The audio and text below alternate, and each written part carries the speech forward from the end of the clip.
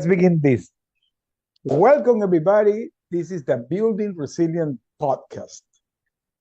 We deep dive into stories behind the strengths, how real people build their unshakable faith, their leadership, and the inner power through their hardest seasons.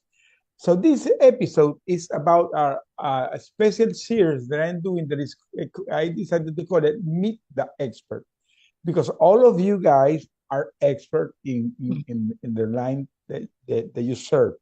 So I want this to be a very intimate conversation with you as a thought leader, a coach, a warrior of faith, because I know that you're a warrior of faith, and and have overcome things that and you can share with the people. So today I want to have the audience to know that I have as a guest Kemir Baker. She's a certified Christian life coach. She founded the J Intelligence Network. Yes, you did a great job. It's a tongue twister, but Okay. you did really well. I did my research. She founded the Yes, J yes. Intelligence Work, and she has the inspiring podcast that I had the honor to attend. That is the A Healing Peace. And by the way, you mentioned me that you do every year like a theme. And last year I was with you, and the theme was the A Renewed Mind. I remember that show, Kemir, because I was kind of in the moment trying to rethink my life. I was writing the book. So it was a kind of I was renewing my mind. So it was very, very spot on your show at that moment. So this, I want to tell a little bit more about Kemir. She has decades of leadership experience in her ministry and his coaching. I want her to talk a little bit about that. And she's a powerful voice in the Christian community. She lives in Irving, Texas, and she's known for her bold authenticity, her passion for healing hearts, and her relentless drive to help women and men find clarity, purpose, and faith. And she told me that she is not shy sharing her story. So, welcome, Camille, to the show. The mics are yours. Well, thank you for having me. And the great thing about what I do now definitely stems from my previous experience. And I know we've all heard that phrase that God doesn't waste anything. Mhm. And I know for how I grew up, I grew up in a very traumatic environment. And in that traumatic environment, learning how to live and be authentic with myself. And so when you use those words authentic, it wasn't me naturally for quite some time. I was living a double life because I had so much pain and I didn't know how to release that pain. I didn't know how to give it to God, and I didn't know how to get the help that I needed to release that pain. And so I went through this journey of my healing journey, and it took decades. I would love to say I woke up and I was finally ready to heal, and it came and it was, oh, no, it takes time. But one of the things that I'm very grateful about is that in that time, God has always been very faithful. He's dried my tears a lot. He's brought clarity to the things that I was struggling with and suffering. And he brought joy in the midst of that pain. And because of that, it gave me the opportunity just to start the J Intelligence Networks, the nonprofit. And we do coaching in the guise of healing. What does that healing journey looks like, and bringing God a part of that. Because sometimes the healing is so intense, it's so easy to think that you're doing it by yourself and or God is not listening. And so the work that I do, I'm very, very, very, very passionate about. And every time I had the opportunity to talk about it, my mom always like, "Man, you just love." And I'm like, yeah, because I know without a shadow of a doubt, like who he is and the things that he has manifested in my life because of who he is. And so I get excited about being able to share those things. So that's a little bit of a background of who I am and why J Intelligence Networks exist. And we have a great time with it. We expose wounds, but we laugh and learn and heal through that process. A simple question. What has broke you down and what has built you up? So the breaking down, and I'm pretty sure most people deal with this, but they don't realize the impact. And that is waiting on God. Especially if you're a visionary, like when you have dreams and things are in the forefront of your mind in terms of how you would like to impact the world, how you would like to influence those around you. It's sometimes, even though that dream is very huge and you're visionary, there's a waiting period in that in terms of fruition when it becomes fruition. And unfortunately, I'm learning, I'm getting better. But previously, I was never good at it. And so that vision and that waiting, that's what broke me down to the point of I exhausted myself because in that period, I could not wait and I was just hurting. I couldn't understand why things weren't manifesting as I had desired. I couldn't understand how what my impatience, how it was hurting other people. And I think more than anything, that cycle of over aggression, overworking, I mean, it exhausts you to the point where you can't function anymore. And so not being able to function, I'll get sick. There are just a lot of things that will happen with my own body. And of course, your mental state because you're not getting rest. Correct. And so I definitely have had that period. And this is more of my adult life, of course, and just in terms of pouring out what God has poured into me. And previously, I think I've experienced being broken because of just the trauma. And again, learning how to work through that trauma instead of stuffing it, instead of allowing my body to hold it. And of course, in those states, you end up getting sick, you snap off at people. It's really hard to see a future. And so those two aspects were things that broke me, if you want to call it such. And I remember one time I felt so broken, so beat up that I was reading this book and it said that your who you are is kind of like all the wounds that you've carried is like you've had holes pierced in your body. So your body is full of all these holes, but if you let the light shine on them in a certain way, you end up having this mosaic, this masterpiece. And that was so, it just blew me away because I never thought of pain or waiting as a masterpiece of something good. And I thought that that was a really good way to help begin to shift my mindset to be something that God called me to be versus what I thought He wanted me to be. These are incredible. My wife always talks that when you're going through a painful process, it gives you wounds, but those wounds becomes scars. Yeah. But the point is, make the scars doesn't hurt. So Mm, make the wound become scars they don't hurt. But you're talking about defining purpose in the pain. And this mhm. Yeah. it's something really incredible. I always mention that the first time that I really began to think about that was during my captivity. I always talk about this. Mhm. Maybe you have heard this story, but I had the opportunity to read the book "Men in a Search of Meaning" of Viktor Frankl. Mhm. And he mentioned in that book how you can find purpose in your pain. And when you understand that sometimes God is testing you, and part of that is Mhm. going through a painful process, if you find that behind that really there is a purpose, you can make that Mhm. those Mhm. wounds to begin to light. It's incredible. Yeah. So thank you for sharing that. Uh, so, Yeah. so what was the pivotal moment when you, even that you're telling about you were totally broken, but at some point you when God came to you and said, "Okay, God, now you're here." How was that pivotal moment? Talk about that.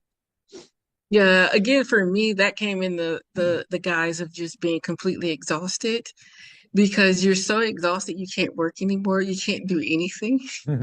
And so, and so when that happens, it's like you have no choice but to listen to his spirit.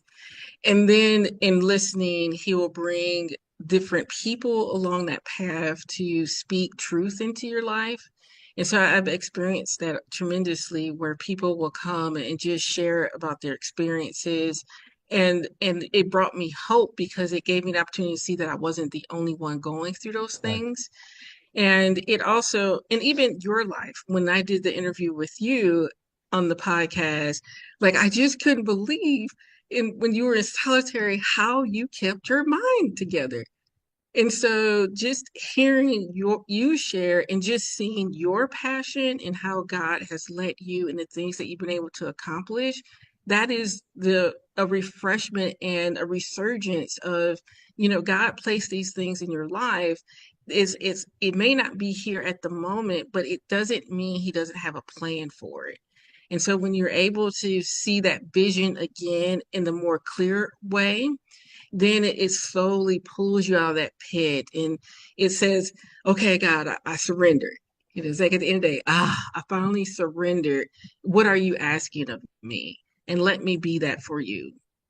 And let me tell you, this is so powerful. I'm going to say you something. I few days ago, I went to an event in Washington that they're doing every year for the hostage that return. They call the Hostage Awareness Week, Mhm. and this is my third year. And that the first year that I went to the event, it impacted me so much that my book, the first chapter, is the the the the that talks about that. That is Mhm. called the journey to freedom.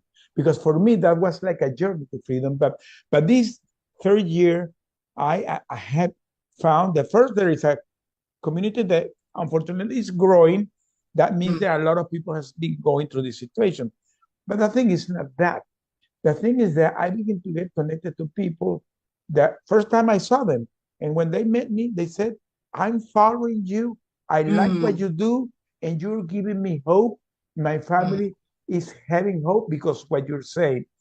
And Yeah. and for me it was like a wow, this is a you feel Yeah. that responsibility because now Yeah. they're really real people hearing your story and they are identified with you and it begins to be a real Mhm. responsibility for me. But Mhm. this is the calling. So and you're totally right. I remember when you did that your podcast. By the way, your podcast. The first thing, why the name of the podcast? And when we did a segment that there was the renew mind, what you were thinking at that moment. Talk a little bit about that. Well, it's interesting because each year I feel like, oh, I don't have anything to talk about. We talked about that subject, but of course, because you keep living and because of life keeps having its twists and turns, you always have subjects and you always have Of content. course, of course. Yeah. And so Renewed Mind came at that point in my healing journey as well, where so the way that I do the podcast is what I'm going through that year, that season of my life.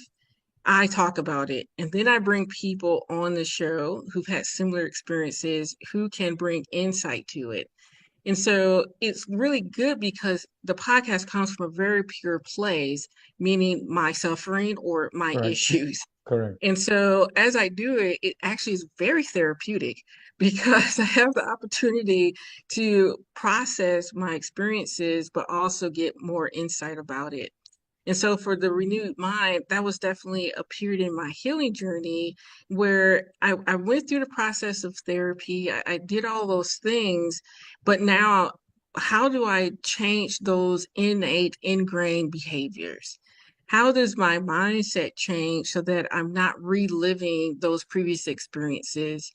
And how can I release some of that faulty way of thinking so that I can be empowered, inspired, and move forward in my journey? So that's where it came from. At the beginning of the year, I prayed through it and not realizing that that's my theme as well of what I'm gonna end up being exposed to for the year. So that's how that came about. It's from personal experience. And let me tell you, you're talking about how the podcast can be therapeutic, and let me tell you, I begin to do this, and I really Mhm. enjoying it. Yeah. I did an interview that is going to be aired this Monday, Mhm. Monday 12th. So Mhm. your recording is going to come after, of course. But Yeah.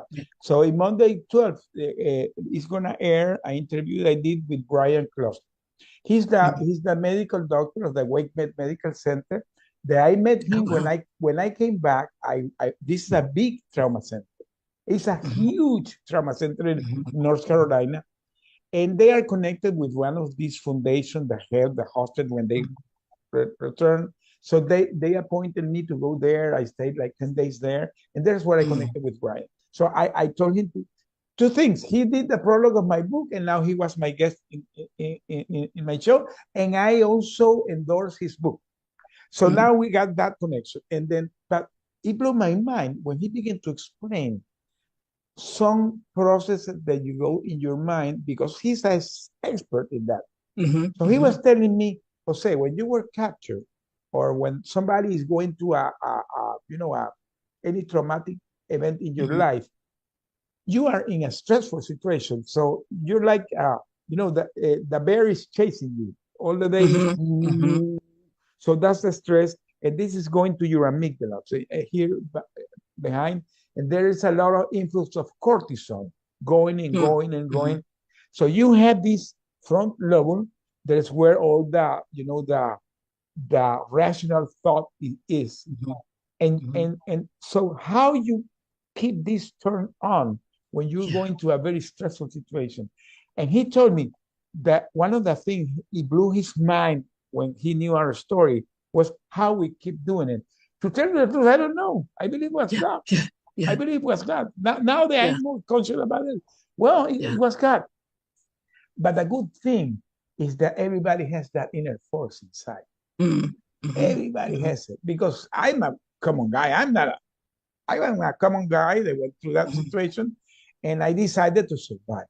So this is the same thing that happened to any common person going through any mhm. situation in their life. So I went to because you always I did your research and I saw that you have done some interview when you talk about your broken process Mhm. and how you fell down. So what kept you moving? What made you do what you're doing today? Yeah, I will have to give credit to God for that because my innate nature is to put my head in the sand and just ignore what's going on around me. And so I think in the midst of learning how to be in that waiting period, learning how to listen to his voice so that I can respond to what he wants of me. And I think it requires a sense of quietness. And Yeah. unfortunately, when we're in trauma Mhm. and when we are immersed in life, it's very difficult to get to a quiet place and silent all those negative influence and hear the good that's within you. Yeah. And I think that's one of the things that I'm very grateful for as well, is that when I was growing up, my mom did a really great job of instilling you are somebody, you can do whatever you want. You don't have to wait for others to give you the approval. And I tell her all the time that because of that influence very young, it gave me the opportunity to know that I don't need to give up. And so it was, I think, God planting that understanding very young and nurturing it. And I think the other thing, which everyone talks about, but it's so challenging to do, is the gratitude aspect. Oh yeah. Like when you're able to look through the things in your life that did work. And it was kind of interesting because recently I gave the scenario to my mom. So by nature, I have a learner disability and I've had it since college. But if you meet me and you have a conversation with me, you will never think that. And I had a really close friend where I finally was candid and was like, I have a learning disability. The way I learned, there's a big gap. And she was like, no, why are you lying to me? I'm like, I'm not lying. It's legit. And but for me, what I've learned is I can focus on the things that I can't do, or I can focus on the things that I can do. And so with my disability, I focus on what I can accomplish. And then because I focused on that, I have ways to interact with what I'm weak in. And so to the naked eye, everyone thinks, oh, she's so smart, she's great, da, da, da, da. But I just put things into practice to fill in those gaps because what God has created in me is so much more powerful than that disability. And so I was giving the analogy with my mom, and I was like, it's kind of like one day you went to the ice cream shop and you was eating your ice cream and you ate about 90% of your ice cream. And then by accident, you drop it. And so what happens is you get so focused on you drop 10% of your ice cream that you forgot that you had 90% of it and you really enjoyed it. And that's the same for my disability. It's very easy for me to focus on that 10 or 20% where I'm short at, or I can focus on that 80 to 90% where I'm really good at and enjoy what I had experienced. And she was like, oh, yes, that makes a lot of sense. That's a good way of thinking about it. And then right after, I dropped my last bite of my sandwich, and I was like, dang it, I dropped my sandwich. I dropped my sandwich. And I was like, you have to take your own advice here. Remember, you had 98% of that sandwich and it was good. Only 2% fell to the ground. And so, in that mindset and that gratitude and being renewed, it's like, what do you want to focus on? And if you focus on that negative aspect, of course, you're going to manifest more of it and it will actually control you instead of you being in a position to look so great that no one can ever tell you had a learned disability. Yeah, yeah. Let me tell you something. You mentioned two things that for me are so key. One is something that I call that determination. You know, Mm-hmm. that the fuel that you're mentioning that no matter what, you keeps you going. Yeah, For me, this is so key in any instance in your life, even yeah. in your personal life or in your business. You know, Mm-hmm. be determined, Joe. Keep going, no matter what, how many times you fall, Yeah, go, and that's a superpower. But talking about gratitude, because everybody talks about gratitude, you mentioned it. yes. But really, really, really, when you understand that real meaning of what is expressing gratitude, for me, was a total discovery. Let me tell you, because when I Mm-hmm. went to my situation of hostage, in the past I didn't express gratitude. But when you Mm-hmm. lose everything Yeah, and then you recover it, yeah, you begin to see things so that you would never yeah. thought they were there.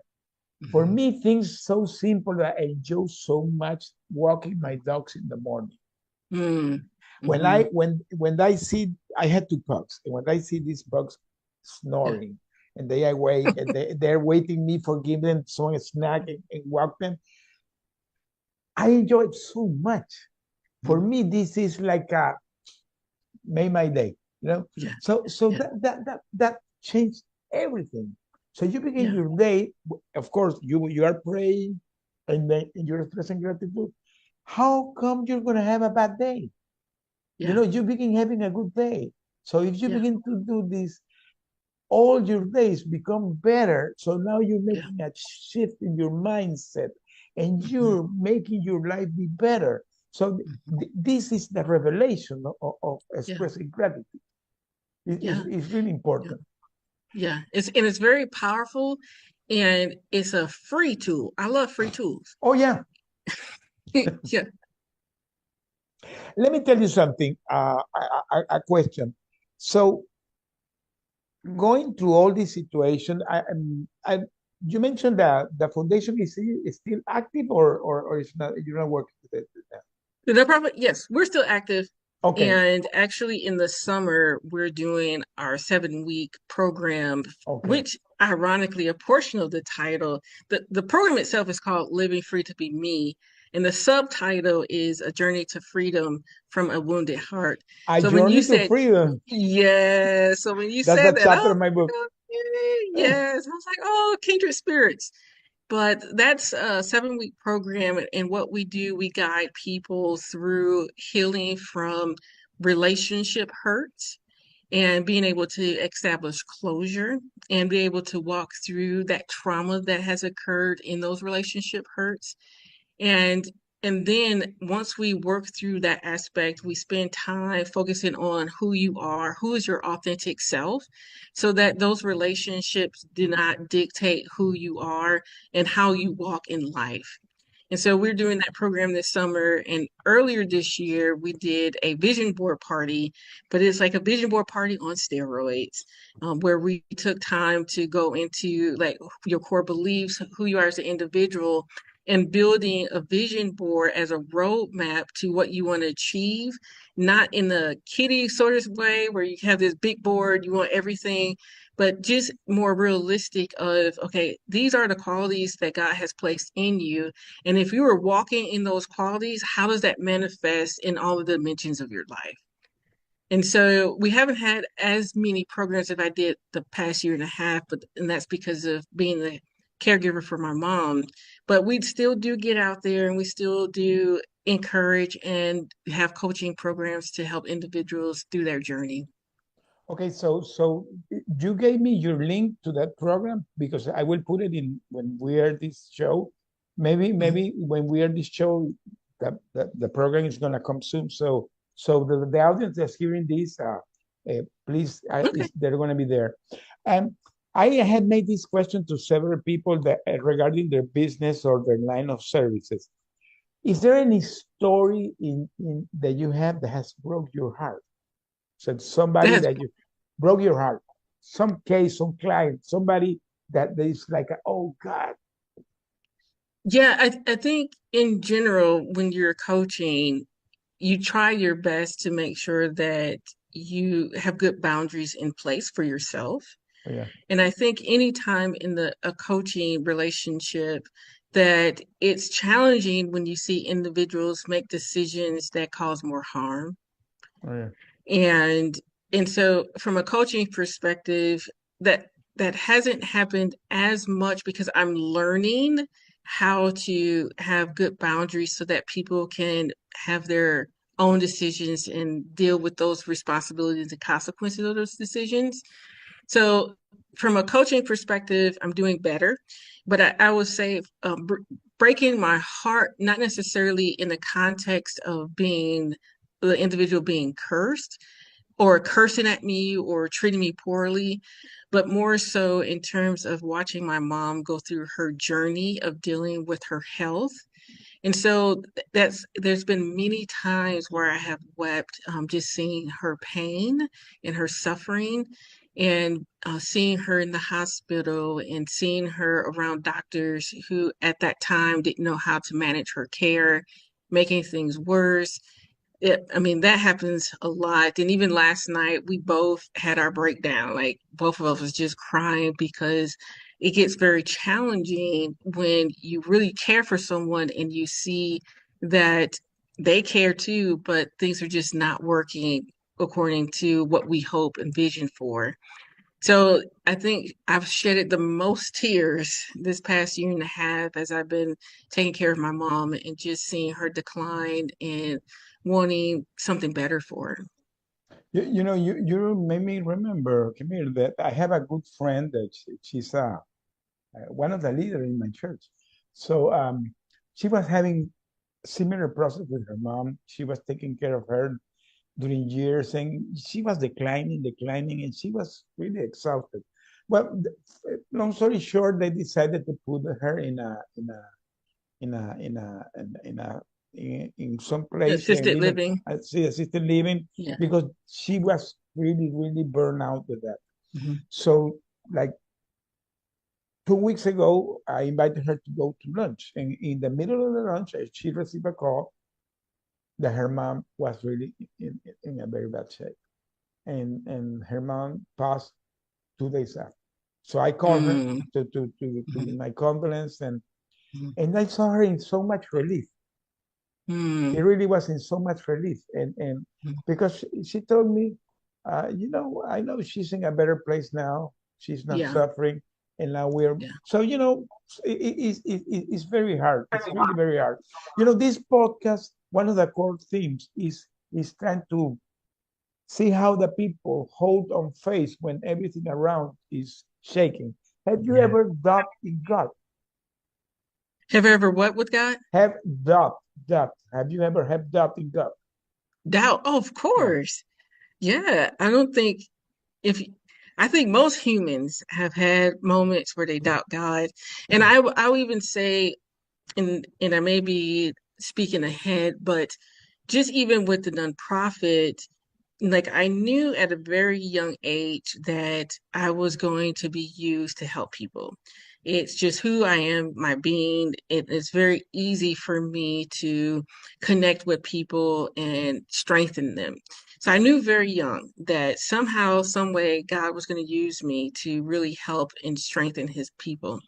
Wow. But again, in that waiting period, you start kind of losing hope, right? You lose Yeah. hope. And there's so many times in that losing hope of doubting, God, is this what you really want me to do and be? Is this really what you called for my life? Because if you did, I should see other things manifest. And so I think for me, that's where my biggest doubt has been over the past 5 years has been I've labored so much from the nonprofit world. I'm still waiting for the blow up or the glow up. And is this really my calling? Is this really what you want from me? And numerously just getting on my hands and knees and just crying out and praying. And he would tell me all the time, this is me. This is not you. This is me. This is not you. I placed this in you.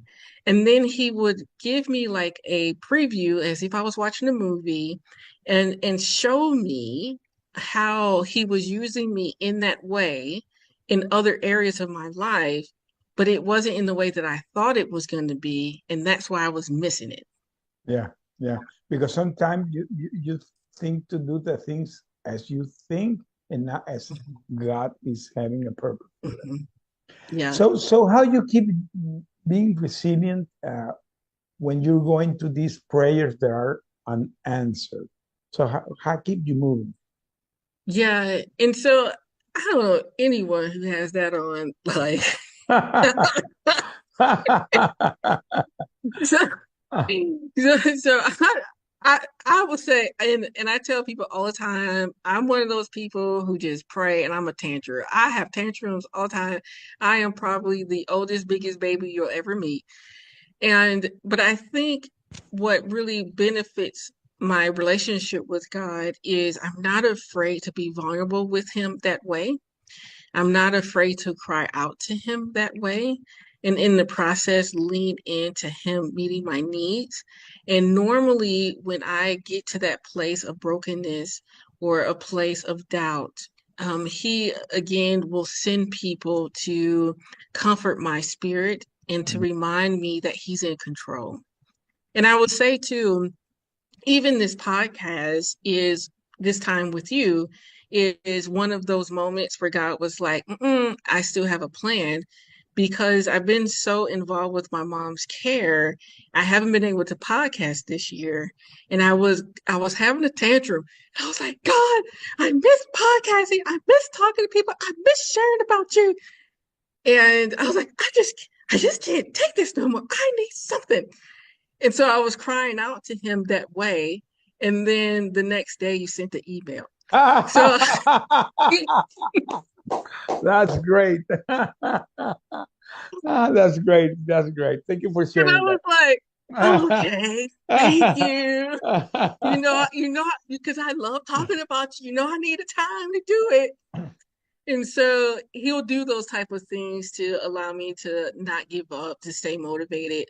And even like last year, things had got so intense. I wasn't going to do my Living Free program ever again. I was like, I'm done because the journey, that 7 week journey, we cover so much material, but in the process of that, I'm getting attacked consistently. And so I know that when I'm doing the program, things are not going to be easy for me. And so I have to come in and brace myself for what that 7 weeks going to look like while I'm helping other people. And so I was like, I don't have the stamina to put myself in that position for 7 weeks. I'm just not there because of everything that's going on around me. And so I was like, I'm going to just put this away for a while. I'm not going to work with this. But there was a friend of mine who heard about the course through a friend. And she was like, "Hey, when are you gonna do that course again?" And I was like, I don't know. And she was like, "No, but I really need it. Like, can you reevaluate that, please? Can you do it again?" And I said, "Okay." I said, "Well, it works better in a group setting. So if we're able to get some people, then I'll do it. Make sacrifice, I'll make it work." And so I did, and we got more people. And one of the ladies who took the course with me ended up becoming one of my best friends. And very kindred spirit. We connected so much. And so as I'm doing that part of the work and the journey with the program, God gave me someone to help my soul, my spirit, to be Wow. equipped to do the work. Wow.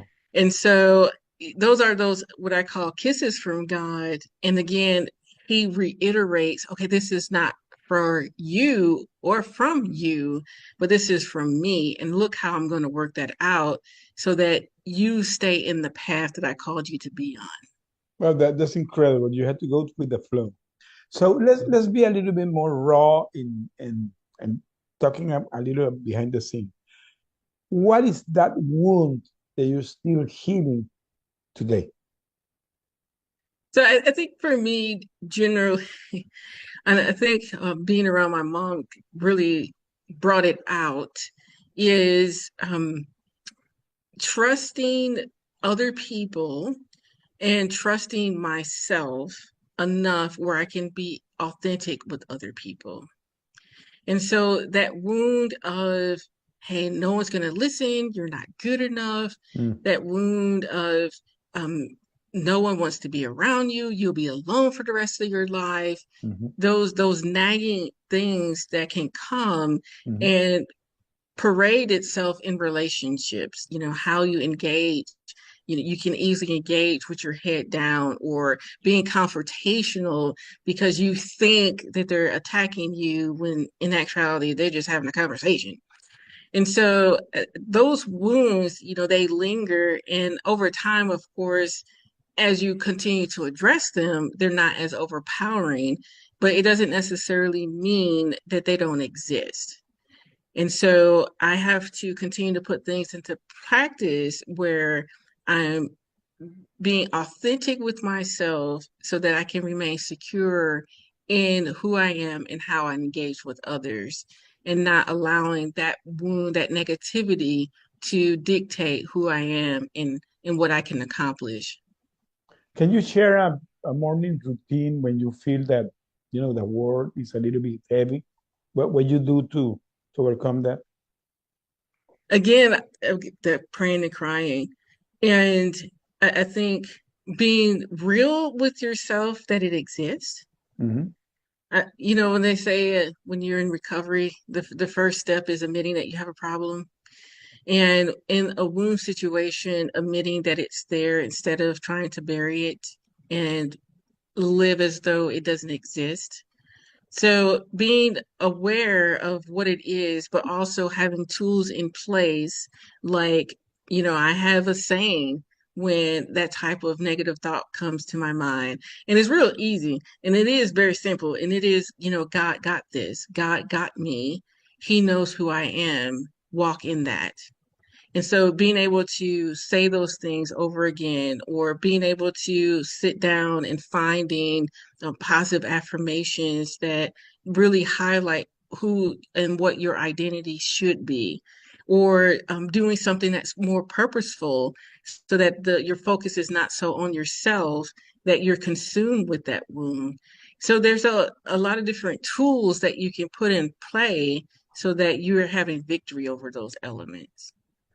Okay, another question, because you mentioned that you have been doing this challenge with basically with women. So what would be a message for that younger generation of women that are having silent suffering? That's very common. Mm.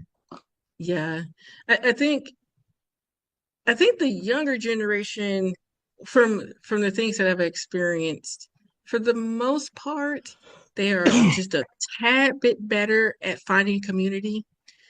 My generation, on the other hand, in like the 30s, it's more challenging. That concept hasn't been taught as much, of finding that community, being authentic, finding safe people, building something that's not your negative experiences. But so I think generally in that demographic, the words of encouragement I will give is, again, you're not the only one going through these things, and learning what it means to find safe people and not giving up on people, but maybe changing how you're building those relationships.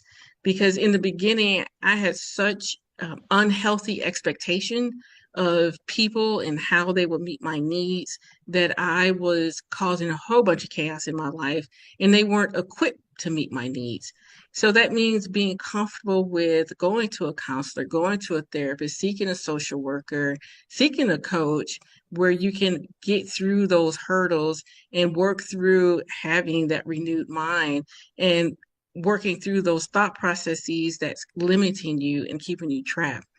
So that would be my encouragement, is to keep moving forward and finding the support that you need to grow, because if you're breathing, everything grows. For as we get older, most of us grow wider. So we're still growing. And so, but sometimes we don't equate that. Physically I may grow, or life experiences may happen around me, but we don't equate with personal growth. That as long as you're alive, you're called to have personal growth as well. Yeah, yes, very important that. Let's talk a little bit about hope. Let's imagine that you cross somebody that you see that is crying for God, that is feeling unseen, unheard, and Mm. unloved. What would you say to that person? Well, that's loaded, in the sense of, first, I would like to talk to the person, get to know them a little bit. And in the conversation, giving them the opportunity to open their eyes to see who they are Mhm. and the impact that they've made, and they may not be aware of it. And so I think because anyone can say, "Oh, you're awesome," but if you don't have a specific situation to connect that awesomeness, I can say it all day long, and you're not going to believe it. Yeah. So it begins with connecting to those experiences that were not negative. And even there's so many times that we receive just general compliments from people, and we turn them down. You're like, no, I can't hear that. But those general compliments are who you are, how you're showing up, and being able to receive those and allowing that to continue to build your journey. So I think generally, in terms of, a tomorrow is a different day. What you experience today doesn't necessarily has to be how you move forward for the rest of your life. And I would say I learned this a lot when I worked in the military. There was a period in my journey where I didn't have a voice. I Mhm. didn't know how to speak up for myself. And so when I went to the military, I was bullied. They, because they saw me as being weak. I got bullied so much that my coworker was like, "What is going on with you? Why is people like antagonizing you all the time?" I was like, "Cause I got weak written on my forehead. That's what it is. That's what it is."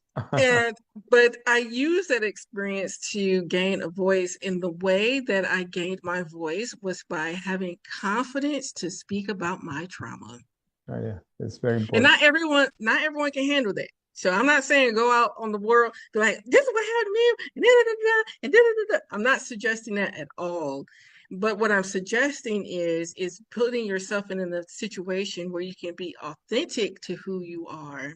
And in that authentic place, gaining that voice, speaking up, and allowing yourself to be heard. But for me to get that voice, I was bullied. And then it got to the point where it's just like, okay, I can't take this anymore. I can stand and be bullied for the rest of my time here, or I could stand strong and say, hey, you don't know who you're talking to. Don't be talking to me like that. Have you ever seen these guys that were bullying you in the past again? No, I haven't. I haven't. It would be nice to go back and say, "Look at me." Remember Back to the Future? Yeah, yeah. But it was one of those circumstances where it made me strong. And I think that going back to the beginning part of the conversation, which is those experiences, even though they're unpleasant and they may be odorous, God doesn't waste anything. And what would you allow to come to birth? And that's going back to resilience, right? It's like, Yeah. what do I allow to come to birth from these difficult situations? Well, we're coming to the end. We have 5 minutes to finish this. This episode, to the audience that is hearing this, if it resonates what Kemir is saying, she has her podcast. I believe you have it still in YouTube, correct? That the Yep. past, so they can go back to that or to that event that she's going to organize in summer, and we're going to put there the links because this podcast, one of the main reasons that I do this is try to bridge,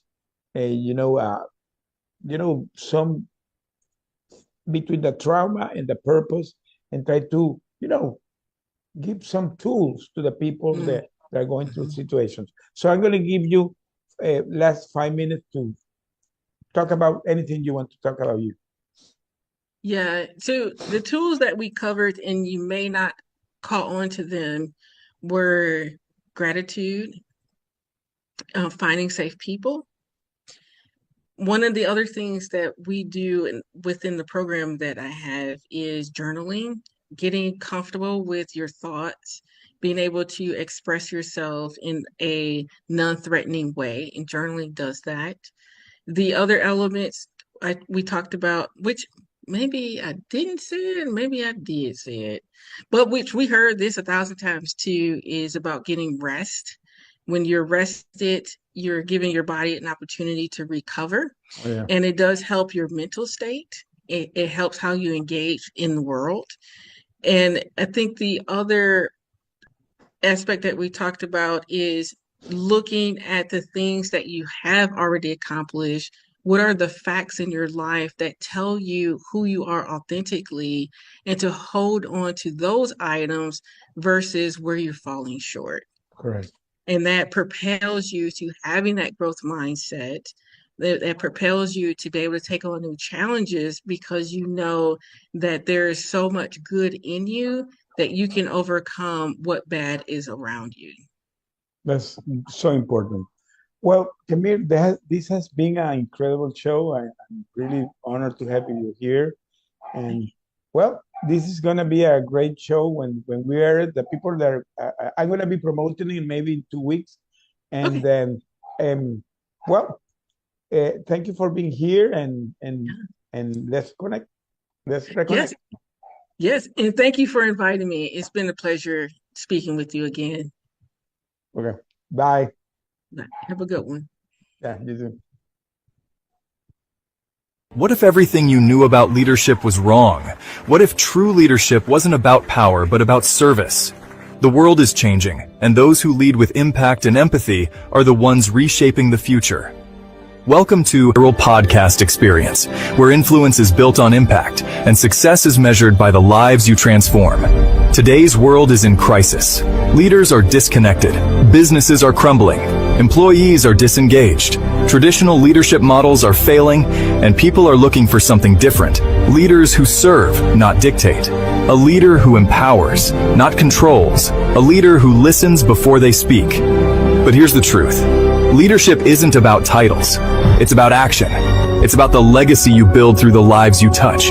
Now imagine a world where leadership looks different, where a CEO doesn't command from the top, but inspires from within, where managers don't control, but empower and uplift. This is the era of actionable servant leadership, and it's transforming businesses, communities, and lives. Lead by listening. The best leaders ask, "How can I serve you?" Before giving orders, seek to understand. Serve first, succeed. Second, true leaders put people first. When you uplift your team, success naturally follows. Empower, don't control. Replace micromanagement with trust. Give people the tools and freedom to excel. Actionable servant leadership isn't a theory. It's a superpower that unlocks human potential. The world is looking for leaders who serve, lead, and inspire. Will you step up? Will you be the leader who changes the game? This is your moment. This is your call to lead differently, serve boldly, and transform lives.